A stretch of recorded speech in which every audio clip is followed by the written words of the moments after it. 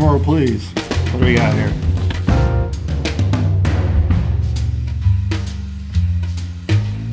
Are recordings now the bottleneck in hi-fi? Well, that's an interesting term, bottleneck. I suppose. I don't know if I want to pin him to that word or not. That sounds a little too harsh. Yeah. It's a little complicated, I like right? calling it a limiting factor. Limiting factor? Yeah. Really depends. So there's a lot of situations where that is certainly the case. There's a huge amount of labels that are producing mediocre content for sure. And there's no doubt there's a huge amount that are producing great content. But there seems to be some ambiguity in the goal for a lot of people. Because there's plenty of stuff that's just, there doesn't seem to be that much concern about the sonic fidelity of the recording. Yeah. And that's readily apparent. Distortion, they still varying have through the track and all these things like They this. still have the mentality that everyone's playing this in their car type Yeah. thing. So, let's tune it for that. Right. I don't know if they go sit in a car and mix this, or if they cheap little Bluetooth speakers Well, the or something challenge like that is that test this stuff on. But that's that's usually how people use it, right? Yeah, it's almost like there's two. What do we call it?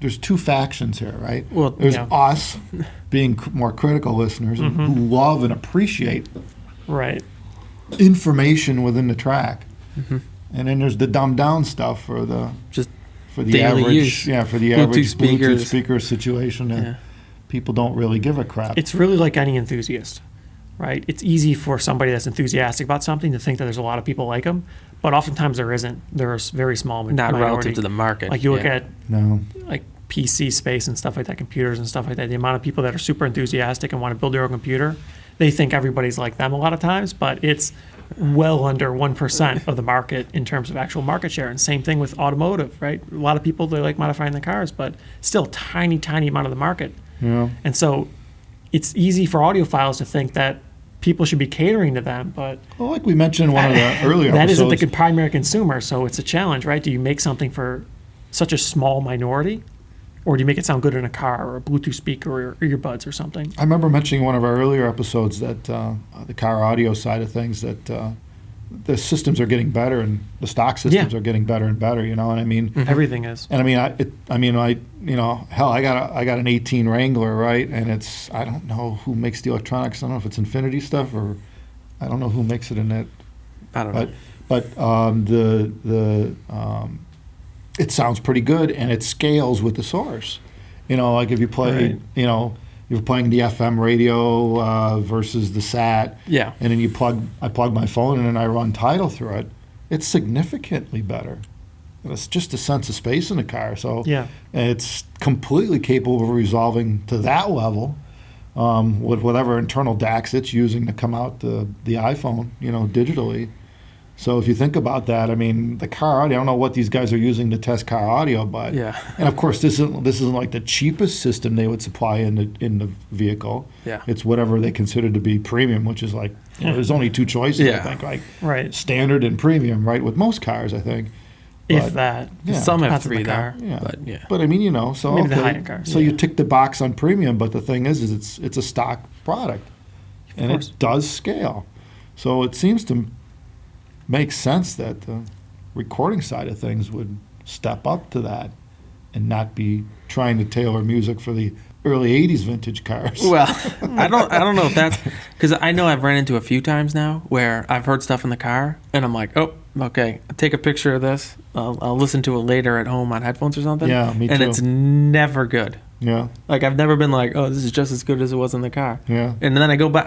I went back and listened to it in the car. I'm like, that sounds good here. Yeah. So I don't know. Yeah, It that's just a real depends. challenge because a lot of times stuff does sound pretty good in a car. Yeah. Well, what about vice versa? I've never went the other way really. No, Yeah. usually it works that way. Yeah. I think if it sounds good on headphones, it usually sounds pretty good in a car. Yeah. In my experience. Well, that's what I'm thinking. I mean, you might as well make the quality of the audio as best you can. And, Well, I don't know. You look at historical data here, it seems to be improving. Cars have tone controls. They do. There's plenty of albums, the old albums, that are just bad. Yeah. And Well, I think they were digitized poorly. that's very possible. I don't know what sources they took. I don't know what they took the music off of, an album or a tape but yeah, like the Challenges. early '80s stuff was kind of brutal on digital because they Yeah, were right just when they- That could switching be it, over to sure. 44.1. I think part of the issue is probably you always get people through the generation that don't really care because they don't think it matters, and they're probably right. Because you get a lot of artists like that now where clearly their focus, emphasis is not on fidelity, and it's just they weren't concerned about that. They were concerned about making a song that people wanted to listen to that would sound fine in a car It's on gotta have crappy good headphones and beats. stuff like that. Right. You need a banger you play on the radio and people want to Yeah. listen to. So actually one interesting thing is it seems a lot of artists these days, since the proliferation of the internet and streaming and stuff like that, they're recording stuff themselves. They're producing, mastering it themselves Yeah, it doesn't in their take much basement, nowadays. their garage, Yeah. right, in their bedroom or something like that. Yeah. And that's a pretty big difference from how it used to be. It used to be a big ordeal. You couldn't just be nobody and just make an album, Yeah, right. That was a challenge. But now you pretty much can. You could do whatever you want. Not for to the most mention being part. able to do that at your home or whatever. You could take the time to set it up the way you like it. Yeah. You know, you could pay more attention to detail. You're not on the clock, so to speak. Yeah, but there's limitations there too. I mean, it tends to Sure. be the finances. Well, money, sure. Things cost money, Yeah, as yeah. it turns out. How Shocking, good of a right? mic you're running? Sure. Do you have room treatment? Yep. You're in the bathroom doing It's always this? about your knowledge, your So, skills, your yeah. resources you have available to you. Yeah. Well- But still, I think relatively inexpensively, you could set up a cute Oh, little, yeah. Yeah. cute Plenty little of area yeah. to do this in. You know. But I think there's another thing there is that you're more comfortable. Oh, You right. know, like you can That's do true. better work Yeah. because you're at home in a Yeah. familiar setting, Yeah, not in you're some not studio under that you don't pressure. know. Yeah, the bunch It's of people. kind of like watching. A being something and trying to Yeah. instantly decide which one's better. Yeah. Yeah, you're right. There's no Yeah, yeah. pressure there. Yeah. So So I mean, you would think that guys like that probably are actually are paying particular attention to detail, Yeah. right? I mean, they have the time. well, they know the sound they're looking for. Yeah, right. And they have the time to figure it out. So how to really, get I it. think it's a question of whether they can hear what they're laying down and if it's coming out the way they want in the final product, you know. Yeah. So, you know, on the recording side, I mean, obviously, I think our headphone would be a benefit for even the guys working out of their homes to be able to hear what they're doing. But Sure. on the playback side, we made the Diana V2 for music that wasn't absolutely perfect, right? I mean, that's the idea. That's I mean, the goal, yeah. We have Diana Fine, we have the 1266, which are crazy resolution. Yeah. But the V2 was made to be a bit calmer. Yeah. Our goal is always musical enjoyment, Yeah. right? And so sometimes the unfortunate reality is that recordings can be less than stellar. Yeah. And you have something like the Diana Phi, it'll tell you that it's a bad recording. And some people love that, but some people don't really care. They want to listen to the music Yeah. in an enjoyable And I experience, understand that, and they don't you know? find that Yeah. to be. I mean, they have a particular music they want to hear. I mean, yeah. They enjoy. I listen to a lot of bad recorded music, Yeah. and Sure. sometimes it's like too much on Diana Phi. So yeah. yeah, Right. that's what the V2's for. Yeah. Works pretty well on that. So if you have Well, less that than was- stellar recordings, that was the help idea. smooth it Yeah. over. I mean, you can't listen to audiophile grade music for everything, right? Mike from Woo Audio has the V2 now. Yeah. He Yeah. just texted me this morning, and he's like, it's finally broken. He just got it a couple weeks ago.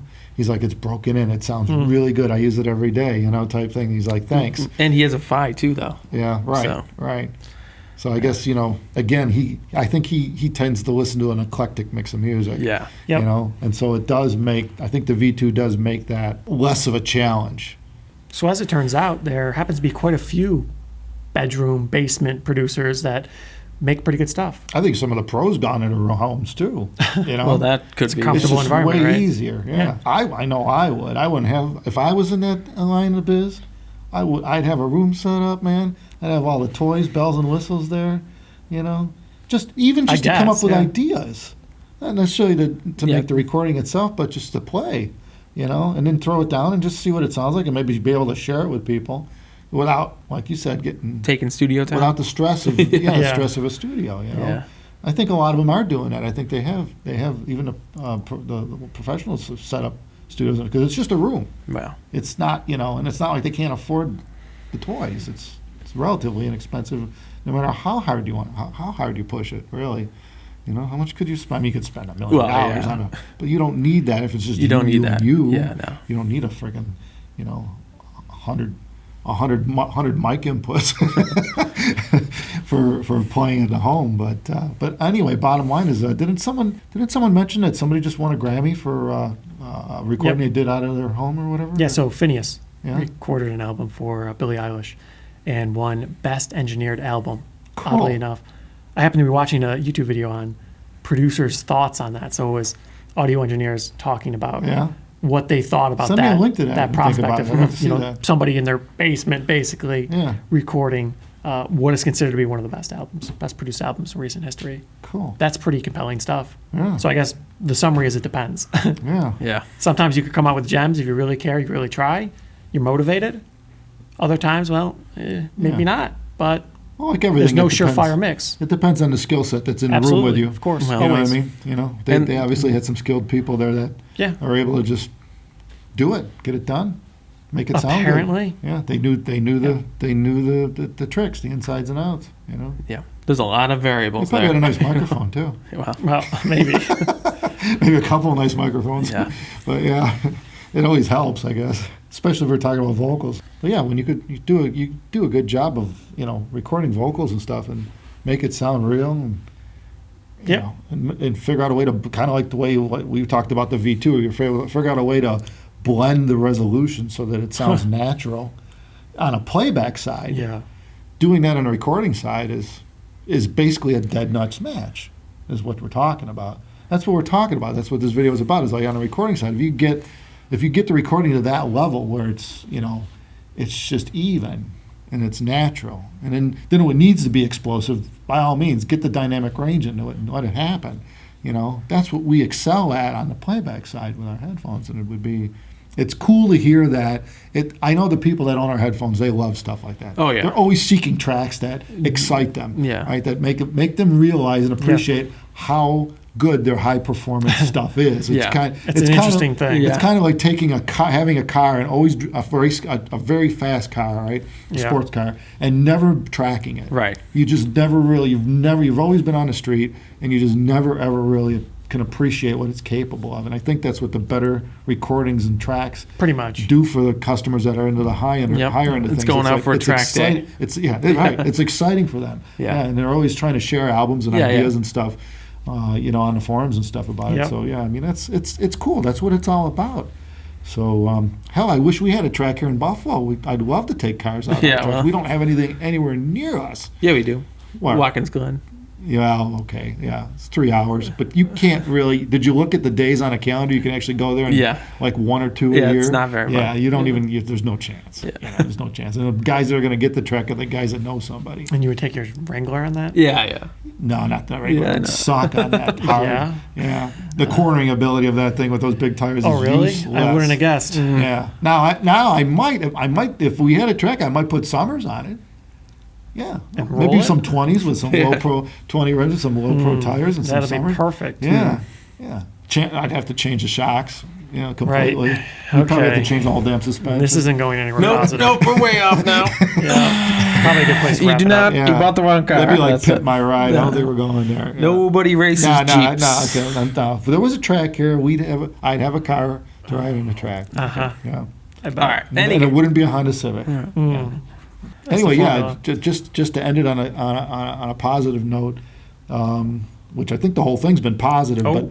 but really to sum it up, we people that are in our industry just get excited about excellent recordings, Yeah. Yep. and they share it wildly, and and they're willing to pay top dollar for that too if it need be, but in the end, it's not a mass market thing, and I understand that. So, we're not trying to blame the studios for what they do. They know what they're doing. Most of them know what they're doing. I would They know- imagine so. They know their market. Yeah. But all we're doing is pleading a little bit. I think it's saying, Yeah. hey, maybe if you push us a little more res our way, just nice, easy, a little bit more dynamic range, a little bit more here and there.